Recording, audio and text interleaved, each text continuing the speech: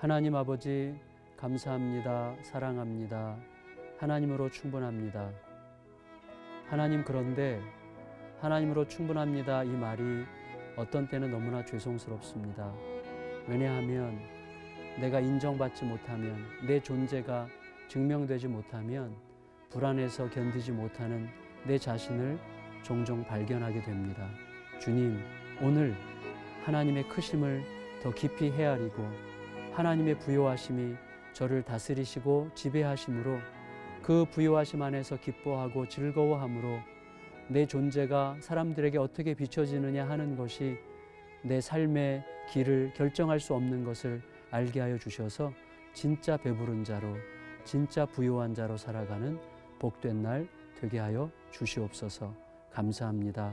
존귀하신 예수님의 이름으로 간절히 기도드리옵나이다. 아멘.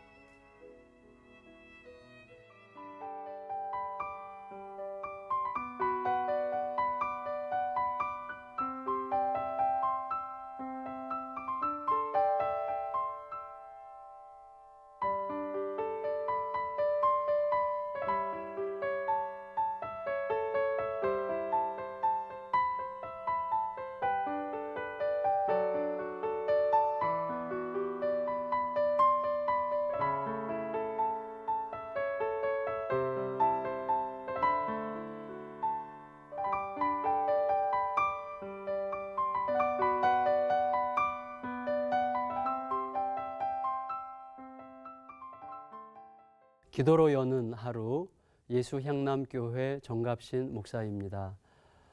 오늘 우리는 매우 유치하긴 하지만 우리 모두에게 항상 일상적인 어떤 주제가 된다고 생각되는 누가 더 크냐 하는 싸움에 관하여 생각하려고 합니다. 이미 말씀을 통해서 읽으셨듯이 예수님의 제자들이 예수님께서 예루살렘을 향하여 가시는 길에서 누가 더 크냐는 싸움을 싸우고 있었죠. 거기에 대한 예수님의 대답과 거기에 대한 또 우리에게 주어지는 교훈에 대하여 함께 이 아침에 생각했으면 좋겠습니다. 여러분, 누가 더 크냐 하는 이 질문은 사실 존재감에 관한 질문이기 때문에 우리 모두의 주제이죠. 존재감, 내 존재를 증명하려고 하는 욕망, 내가 누구냐 하는 것에 대한 객관적으로 입증받는 어떤 평가가 없으면 살 수 없을 것 같은 두려움, 이런 것들은 우리 모두의 주제입니다. 그리고 심각한 주제이죠. 그런데 이 누가 더 크냐라고 얘기할 때 우리는 이게 비교급처럼 느껴지잖아요. 누가 더 크냐? 그런데 사실은 질문은 원래는 어떤 의미냐 하면 누가 가장 크냐 하는 질문이었어요. 누가 가장 크냐, 최상급으로 되어 있는 질문이거든요. 그런 의미에서 이 질문이 우리들에게 뭔가를 생각하게 하는 굉장히 중요한 거예요. 왜냐하면 누가 가장 크냐, 천국에서 누가 가장 크냐, 말할 것도 없이 하나님이시죠. 하나님이 가장 크시죠. 이거를 제자들이 알았을까요? 몰랐을까요? 당연히 알았죠. 그런데 몰랐죠. 이게 제가 아침에 생각했으면 하는 답입니다. 당연히 알았지만 당연히 몰랐다는 거죠. 무슨 말인가 하면 하나님께서 가장 큰 분이라고 하는 것을 생각한다면 누가 가장 크냐는 질문을 할 수 없는 거죠. 왜냐하면 제자들이 당연히 누가 가장 크냐 이렇게 물었을 때 하나님은 가장 크신 분이고 그 다음에 천국에서 누가 더 존재감이 있겠느냐고 물은 게 당연한 질문이죠.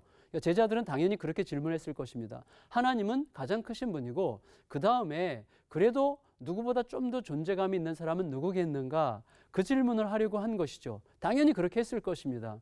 그런데 문제는 무엇인가 하면 과연 우리가 하나님이 가장 크신 분임을 진실로 내 가슴에서 믿고 있다면 그런 질문이 가능할까 하는 것이에요. 왜 그런가 하면 약간 유치한 예지만 이런 생각을 한번 해보세요. 관악산과 청계산이 서로 누가 더 높으냐를 싸우고 있어요. 누가 더 높으냐. 저도 잘 모르겠습니다. 관악산이 높은지 청계산이 높은지 모르겠습니다. 그런데 관악산과 청계산이 막 논쟁을 하고 있는데 거기에 백두산이 왔어요. 그러면 갑자기 관악산과 청계산이 서로 누가 더 크냐, 누가 더 높으냐 하는 싸움은 아무 의미가 없는 거예요. 백두산 앞에서는. 사실은 가장 큰 자가 제대로 인식이 된다면 그 앞에서 누가 더 크냐 하는 것은 그렇게 중요하지 않습니다. 우리의 삶에서 하나님이 가장 크신 분이시다. 하나님이 가장 위대하신 분이시다. 하나님이 나의 전부이시다. 하나님이 나의 모든 것 되신다. 이 사실이 진실로 깨달아졌다면 우리에게는 굉장히 많이 내가 저 사람보다 큰가? 저 사람이 나보다 큰가? 이런 질문은 거의 무의미해집니다. 진실로 하나님의 크심을 내 마음 깊이 인식하고 그것이 진짜 나의 주제가 된다면 우리들은 상대적으로 내가 누구보다 큰가 하는 것에 대한 질문에 대하여 그렇게 예민해지지 않는다는 거죠. 이게 우리 모두에게 굉장히 중요한 주제라고 생각이 됩니다. 제가 아는 사실은 굉장히 친해야만 됐는데 친하지 못했던 한 장로님이 계세요. 그 장로님은 뭐라고 할까요? 굉장히 엄격하세요. 그리고 좀 진지하세요. 그리고 좀 묵직하세요. 그래서 이 장로님을 볼 때마다 너무 좀 마음이 쫄려요. 그리고 마음이 좀 이렇게 자신감이 없어지고 감시당하는 것 같고 무섭고, 그래서 장로님과 좀 대화하는 게 좀 쉽지 않아요. 근데 어느 날 제가 깜짝 놀라는 경험을 했습니다. 뭐냐면 이 장로님께서 손녀가 생겼는데 손녀가 돌이 좀 지났나 해요. 그 돌 갓 지난 손녀 앞에서 이 장로님께서 재롱을 부리시는데 제가 완전히 이런 표현을 해도 될지 모르겠어요. 이 아침부터 뒤집어졌어요. 얼마나 여러 가지 감정이 들었는데 일단 충격적이었어요. 뭐냐면 저로서는 평생 웃지 않으실 것 같고 너무 엄격하시고 저 장로님에게 어떻게 저런 면이 생길까 하는 생각을 하게 됐습니다. 그래서 아이 앞에서 재롱을 부리는데요, 정말 천진난만한 어린아이 같이 너무나 유치하게, 너무나 유치해서 예쁜 이런 모습으로 재롱을 부리시는데 깜짝 놀랐습니다. 그래서 생각하게 됐어요. 야, 내가 누군가에게 절대적 사랑의 무게로 이런 사랑을 느끼는 대상 앞에서는 저렇게 어린아이 같이 될 수 있는 거구나. 저렇게 순진하고 천진난만해질 수 있는 거구나. 이런 생각을 하게 된 거예요. 그래서 예수님께서 지금 제자들에게 누가 크냐라고 묻는 제자들에게 예수님께서 뭐라고 그러셨습니까? 어린아이 같아야 된다는 거죠. 너희가 어린아이 같지 않으면 천국에 들어갈 수 없다고 그랬어요. 그러니까 천국에 들어가는 게 어렵다. 천국에 들어가는 것에 대해서 심각하게 너희들 한번 심사를 받아봐야 된다. 이게 아니라 불가능하다고 말씀하셨습니다. 그럼 무슨 뜻이죠? 이런 거죠. 우리가 하나님 앞에서 하나님의 절대적 존귀함, 하나님의 절대적 크심, 하나님의 절대적 위대하심, 하나님의 선하심, 신실하심, 나에 대하여 베풀어 주신 그 하나님의 사랑의 위대하심을 진실로 우리가 깨닫는다면요, 우리는 저절로 그 앞에 손녀 앞에서 재롱 부리는 그 할아버지, 엄격한 할아버지 이상으로 우리는 어린아이 같이 순수해지고, 그리고 누가 크냐 뭐 이런 것을 따질 겨를도 없이 하나님과 함께라면 그것이 나의 가장 큰 복이라는 것을 알게 되는 방식으로 살아간다는 거죠. 한번 생각해 보세요. 어떤 분이 정말 누구라도 인정할 수밖에 없는 가장 위대하신 분이 계세요. 근데 제가 그분을 알게 되었어요.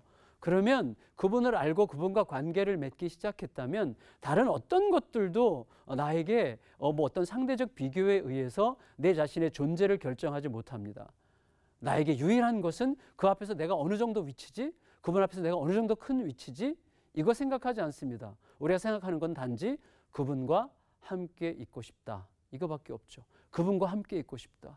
그분과 함께라면 내가 더 이상 바랄 게 없겠다. 그래서 그분과 함께 있는 것만이 나에게 유일한 기쁨이요 희망이 되는 거죠. 그게 딱 엄마 아빠와 함께 있고 싶어하는 어린 아이들의 모습이 아닐까 생각이 돼요. 우리로 얘기하면 절대적 의존성이라고 할 수 있겠지만 절대적 의존성이라는 딱딱한 말 말고 어린아이 같이 기뻐하고 즐거워하고 함께 있는 것 자체가 너무나 행복해서 뭐 어딜 가든지 괜찮은, 엄마 아빠와 함께 있으면 그것으로 충분한, 그게 바로 예수님께서 서로 다투는 제자들에게 하시고 싶었던 바로 그 말씀이 아닐까, 그런 생각을 하게 됩니다.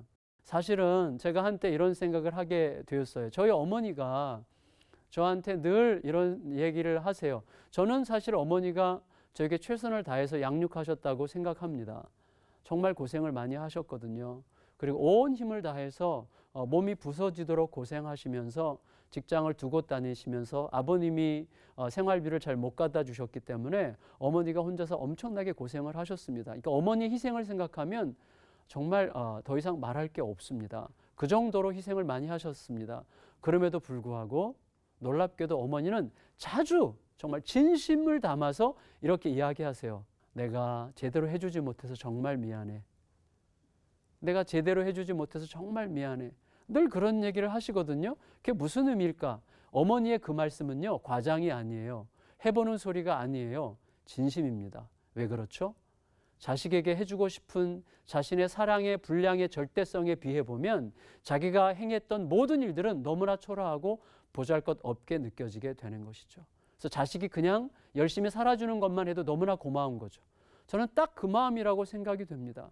하나님의 크심, 위대하심, 그리고 그분이 우리에게 베푸신 사랑의 크심을 우리가 진실로 묵상할 수 있다면 우리는 내가 어떤 희생과 헌신을 했더라도 정말 죄송해요, 주님. 제가 이것밖에 안 돼요라는 마음. 그렇지만 하나님께서 아름답게 보시는 그 마음으로 하나님 앞에 살아갈 수 있을 것 같고, 그 마음이 제가 볼 때는 누가 더 크냐라는 질문 앞에서 어린아이 같이 되라고 하신 예수님의 말씀에 담긴 우리를 향한 간절한 권면이 아닐까, 그런 생각을 해보게 되었습니다. 오늘 하루 이 말씀 생각하면서 나를 참으로 부요하게 하는 하나님의 은혜가 무엇인지를 묵상하고 그 부요함에 참여하는 복된 하루가 되시기를 예수님의 이름으로 축복합니다.